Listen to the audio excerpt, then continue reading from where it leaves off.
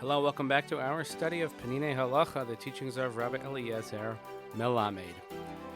We now continue with the Laws of Pesach, as we have been discussing, and we discussed last time the categories and the mitzvahs relating to getting rid of Chametz on Pesach. There was a lot to discuss there, but I want to get to perhaps the most practical aspects of Pesach, as we only have a few sessions before the Chag comes.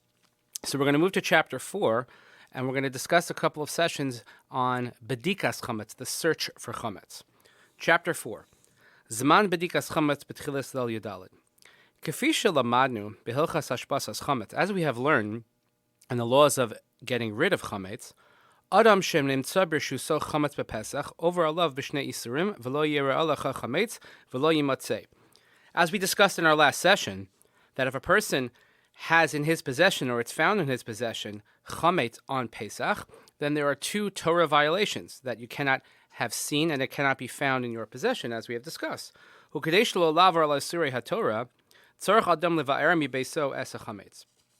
that someone should not violate chas v'shalom a Torah principle, so therefore a person has to remove all the Chametz from his house. V'af shemin haTorah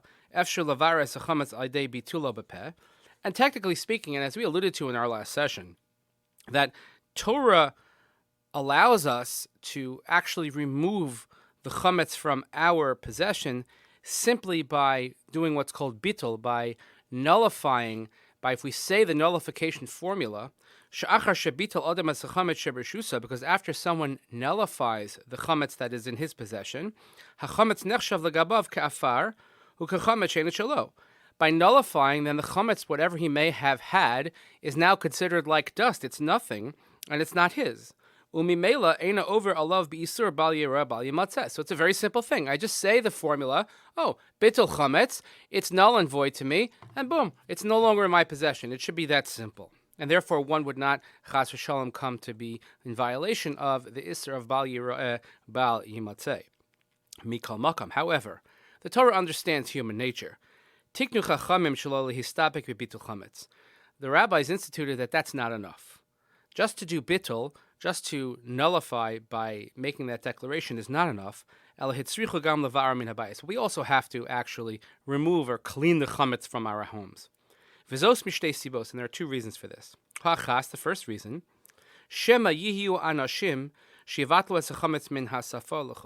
it could be that there are people who will actually make the declaration. They will nullify the chametz, any area of their possession. But in their hearts, they really want to have benefit from this chametz after Pesach. So in other words, it will not be a wholehearted intent when they declare that the chametz is null and void. They'll say, I'm saying it's null and void, but really, in the recesses of my mind, or maybe even not so far back, I really know that I want this special chametz that I have. So therefore, if a person does that, and it's not a full-fledged, wholehearted bittul, then it is not valid, and a person can then, chas v'shalom, be over on bal yeroeh, bal yimatzeh. V'hasiba hashniya, the second reason, shem achar shebitul es chametz yir b'toch beisa uga noeh. It could be that you'll be mevatel the chametz. You'll nullify the chametz, but then you'll look around and you'll see a beautiful cake, a cookie, a roll, something. And then you'll see it on Pesach, and you'll see, oh my God, what a nice looking cupcake. And you'll forget that it's Pesach, and you'll eat it. So therefore,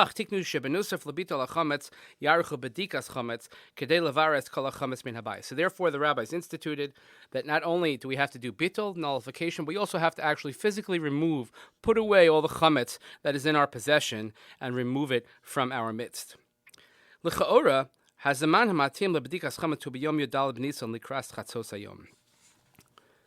Ideally, or at first glance, one would think that the best time to actually remove the chametz is as the prohibition comes in, which is on Erev Pesach in the daytime as the noon hour approaches. Because that's as we always write, this is the last time you could eat chametz, the last time you have to burn chametz, as we'll always see on our calendars. So it should be in the daytime. However, again, Chazal understood human nature. However, the rabbis instituted that we should really check for chametz. This is what we call bedikas chametz. The search for chametz should be at the nighttime already, the nighttime of the 14th. So it's the night going into Erev Pesach, so it would be a full 24 hours before the Seder begins, just to make that clear. Mishum shebiyom b'nei ha'adam trudim b'eskeihem, because everybody knows that Erev Pesach is a very busy day. Everybody's busy. We are preparing for the Seder. We're forcing our kids to nap. I had my son, Moshe, said the other day, but what's that holiday that we have to take a nap beforehand? That's already in the psyche. They know because there's a lot that has to be done on Erev Pesach.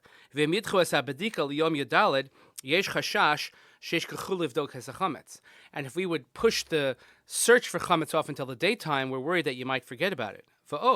Furthermore,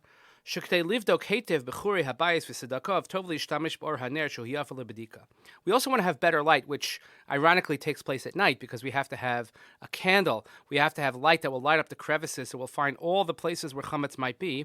And in the daytime, the candle doesn't do us any good. We cannot differentiate as well in the daytime with a candle as we would be able to at night. Therefore, the institution of the rabbis was that we should start at nighttime. Because that's when people are home. It's before things get absolutely crazy, and we can use the candle for searching. He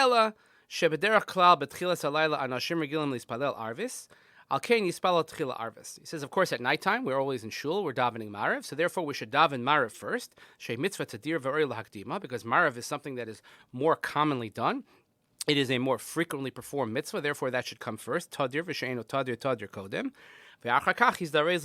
And as soon as Marav is over, one should be careful to search for the chametz. Let's say someone who's accustomed to davening a Marav very late, let's say at 10 o'clock Marav every night, then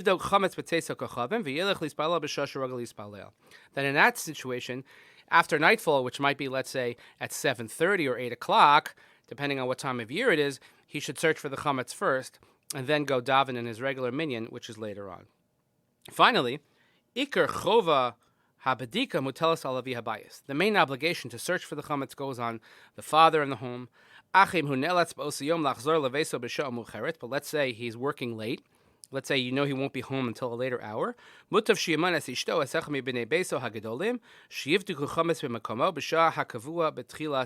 should appoint someone in the home, his wife, his older children, to conduct the search at the appropriate time when nightfall comes. And there's no difference in this mitzvah for a man or for a woman.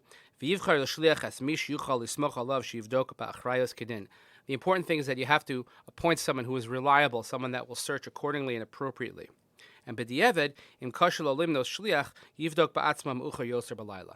that's not possible, then the best thing to do, b'diavad, would be to search for himself, albeit at a later hour. So we see here that the search for chametz, and we're going to see more in the upcoming sessions, that it's not just a game where we put things out and we find them, but it's actually part of the process of cleaning our homes for Pesach, because the bittul, the nullification, is not enough. We have to actually look and remove the chametz from our homes as well. So as we conclude this session, I want to thank you again for listening as we studying the laws of Peninei Halacha, Rav Eliezer Melamed. We'll see you again here next time. Thank you so much and have a great day.